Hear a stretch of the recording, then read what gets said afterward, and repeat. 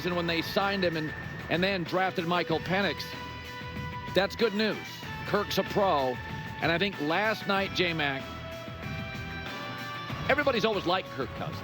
But it felt like last night, passing for over 5 football fields in a shootout, that it did feel like a moment. Like you could go, whoa. That every quarterback needs a moment or two, because the Minnesota Miracle was Case Keenum. That's right. That's right. So it's like, oh, this is a Kirk moment. It was pretty special. Unbelievable finish. Good theater as well on a Thursday night. Yeah. How do people not like sports? That's what I asked myself last night watching the Mets and the Falcons. So 2 takeaways from Atlanta's win. I picked this team to win the division, and I liked when they signed Kirk Cousins. He's a total pro plus. Kirk's been good for a long time, 10 years in the NFL. Nobody doubts that.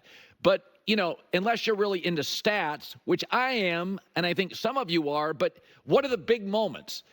And you know, the Minnesota Miracle is actually Case Keenum. And so do people know that he has 15 game-winning drives in the last 4 years? Not only is that most in the NFL, including Mahomes, that's 4 more than any other quarterback. He also has the greatest comeback in league history for a quarterback, 33 points. He's also the first player in NFL history after last night to have 450-yard passing games for 3 different franchises. Reputations are earned, however, and early in his career, Kirk had a reputation that he would get in standalone or primetime games, he would get tight and a little anxious. By the way, that was Peyton Manning's reputation for years in the NFL. First 4 or 5 years, Peyton Manning and Kirk Cousins. Smart guys, detailed, very precise, very regimented. And if you could get them off their game a little bit, it's a long game. You have to sit around in the hotel at night. Maybe it was that.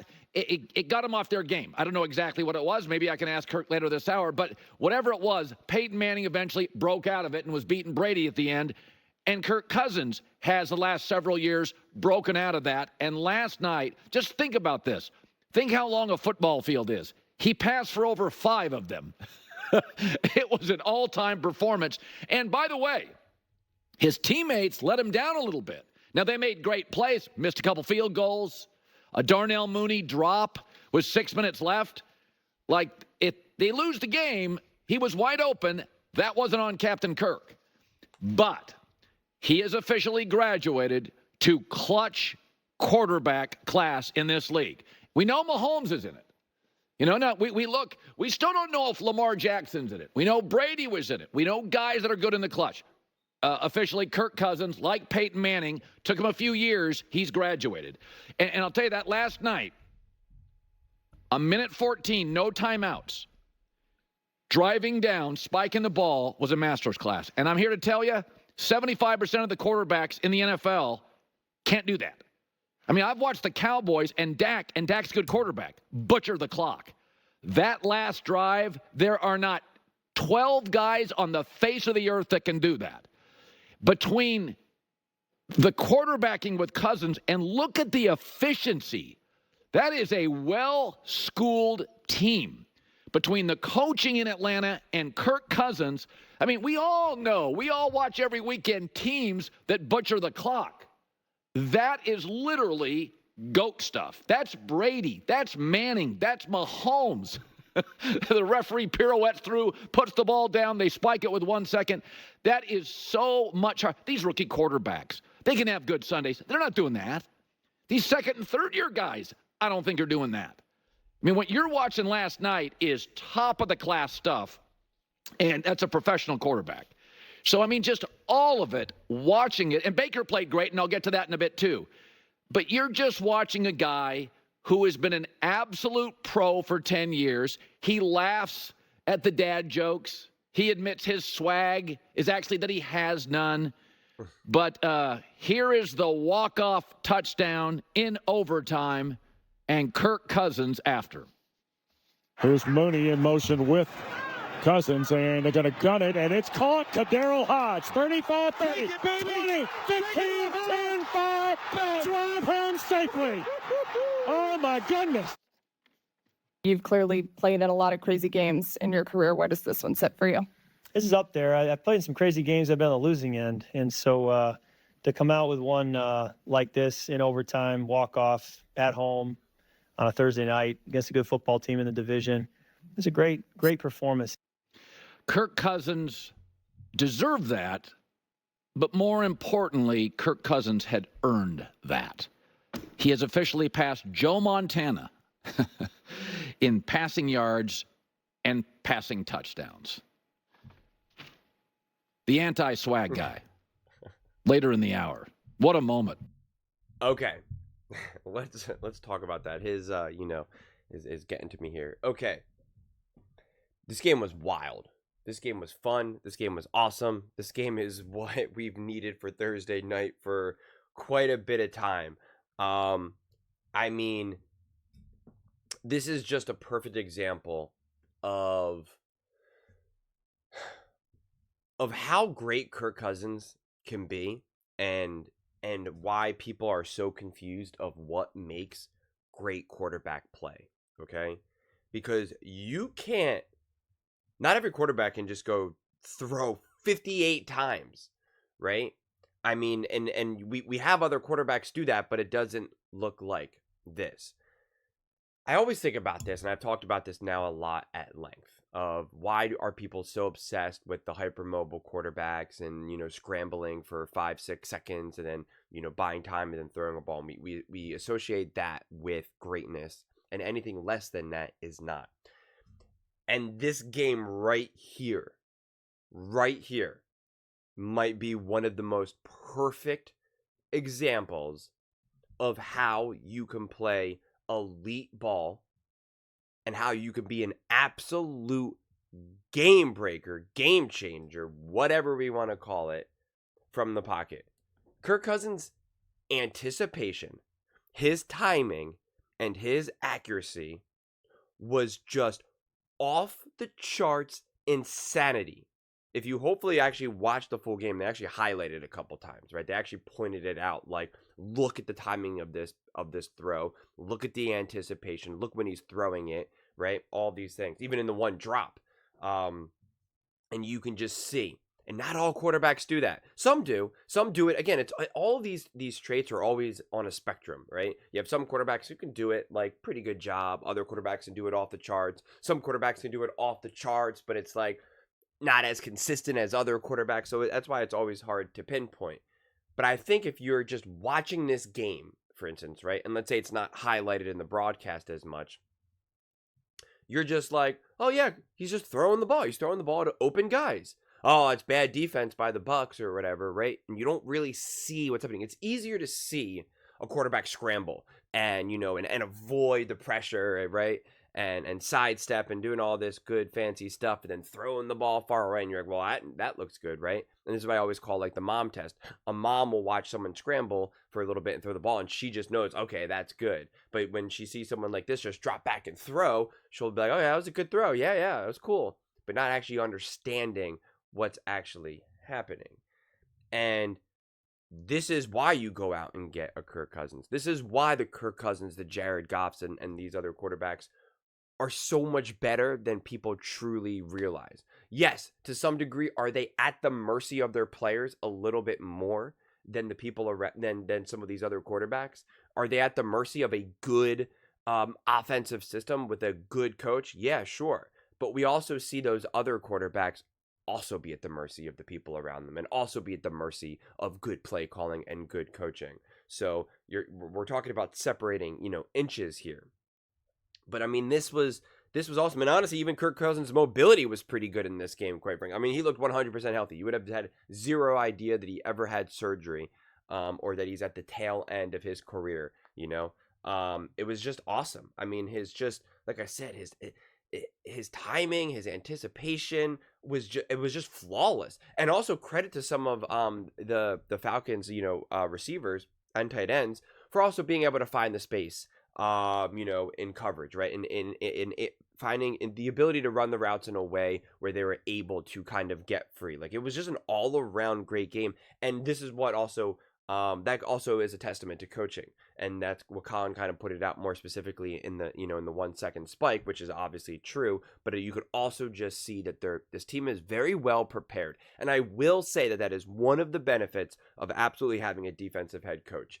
defensive head coaches seem to preach preparation so much more than I would say offensive head coaches. It just seems to be more in their kind of their identity, right? The hard work gets you results, right? Hard work, execution, that's what gets you the results. And that is one of the benefit of having a more defensive leaning head coach. But then, you obviously need to have a good OC. The defense for the Falcons, I mean, especially in the first half, was really kind of not a lot, you had Baker Mayfield just looking like, the second best second best quarterback in the NFL. He had a couple really nice throws, but he was also just throwing to a lot of wide open guys, right? Like he really was. And they were able to just to go, and a lot of yards after catch, and it was like at that you're watching this and you're just like, what is going on here? No one can stop anyone. And they even said that in the broadcast. They're like, can the defenses of both teams do anything? Like what is going on? And then of course there was multiple drop passes, just not even the one main one, which is like, again, when you have a quarterback like Kirk Cousins doing what he's doing, it's like you got to catch the ball, because it is crazy that it's a difference between winning the game and not winning the game, right? Which sounds silly to say, but the Falcons could have lost this game in like multiple situations, right? Missed field goals, couldn't play defense seemingly, drop passes, and so the fact that they were able to overcome all that is honestly really, really special. I mean, obviously the 2-minute drive was unbelievable, right? I mean, Kirk Cousins, I think, now has 3 game-winning drives this season already. I mean, that's just kind of insane. The 1-second spike, of course, I immediately also thought of the Dallas Cowboys and Dak Prescott and how they ran out of time, and it was just like, this is what a well-executed team looks like. And this is, Kirk Cousins, you also see in this game, you can ask him to throw the ball 58 times because he is an absolute bona fide seasoned veteran. He's seen everything. He's done everything. He's confident who he is in his own body, in his own life, right? He's not trying to prove anything exceptionally to anyone. He knows what he can do. He knows who he is. And it shows. It absolutely shows. And Raheem Morris knows it as well. The Falcons know it. The owner knows it. Everyone knows it, right? It's like, this is why we got you. This is who we expect you to be. We expect you to be Kirk Cousins. We don't expect you to be Tom Brady. We don't expect you to be Patrick Mahomes. We don't expect you to be Lamar Jackson or Josh Allen. We expect you to be Kirk Cousins. And that's why we paid you to be Kirk Cousins. And it was awesome to finally see Pitts get involved, right? Like, that was nice. My God, I'm sure every single Falcons fan was like, oh my God, this is what this can look like. Can we please just keep doing this?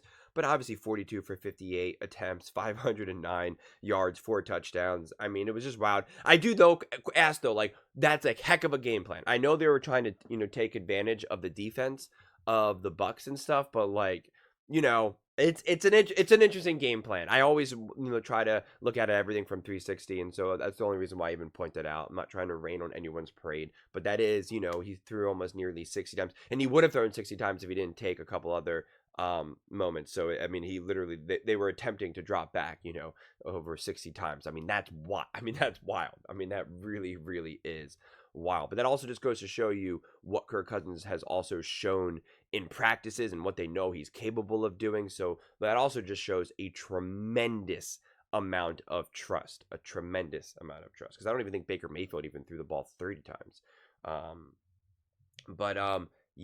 The other thing though that I'll say is this, and it's another negative, and sorry to do it, but the play calling felt a little bit random, right? Because it really was just drop back Kirk.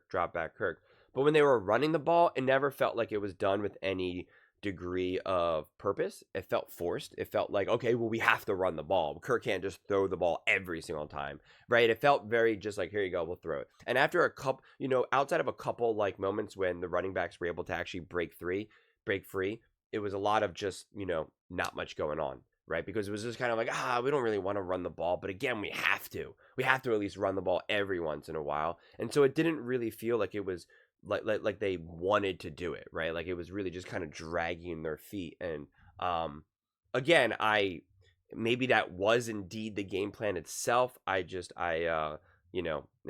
stood out to me, quite frankly. But the other thing that I wanted to talk about is this. Because Colin has now said it multiple times, and I'm not really sure why. Because he said it in this clip, and then he said it in his podcast about, the whole Penix draft pick. And he goes, see, that's why you draft Michael Penix. And it doesn't really make sense to me. Now, to be clear, I'm not saying drafting Penix was a bad idea, and I'm not even going to really go on a whole long conversation about that. But if anything, this game right here is why it justifies why people were upset about that pick. Because you're like, you have a quarterback who can do this, right? Who can lead this team, who has game-winning drives, who can do things that are truly great / elite, right? So you can clearly win with him. You can clearly win with him, right? You can win at incredibly high levels. So continue to make your team better for today. Don't worry about 2 years from now, 3 years from now, 4 years from now. Worry about today. What if they got Kirk Cousins another weapon, right? Another defensive player, right? Being able to pressure the opposing quarterbacks, better, right? Like there are other things that the Falcons could have done, other draft picks, or even traded down and got more picks. Like there's lots of things that they could have done to make this team technically better today. Again, I'm not really sharing an opinion one way or the other whether it was a good idea to get Penix, but a game like this absolutely undeniably gives weight to the idea of like, well, why did the Falcons do that? Because they now kind of are trying to prepare for today and tomorrow, and it can be kind of hard to do that. Again, take a page out of, say, the Rams book, where they went all in for today, and it directly led to a Super Bowl win. So, and you can make the argument that other teams that have not done that are why they did not get a Super Bowl, why they came up short. So, again, and I'm not saying that's going to happen to the Falcons, and the only reason why I even brought it up is because Colin has now brought it up. He brought up Penix Jr. like multiple times. I'm kind of like, this has nothing to do with anything. And if you want to make the argument where he gets to learn from him, I get that. But, like, I don't know if that needs to happen again today. So that's the only reason why I wanted to highlight that. But, yeah, this game really was wild. It was exciting. Happy for the Falcons, happy for Kirk Cousins, huge win at home, right? Crowd going insane, divisional rivalry, the Bucks. This game was an important game, right? It definitely would have put the Falcons on their back foot for sure, would have given the Bucks a little bit more of a commanding lead of the division.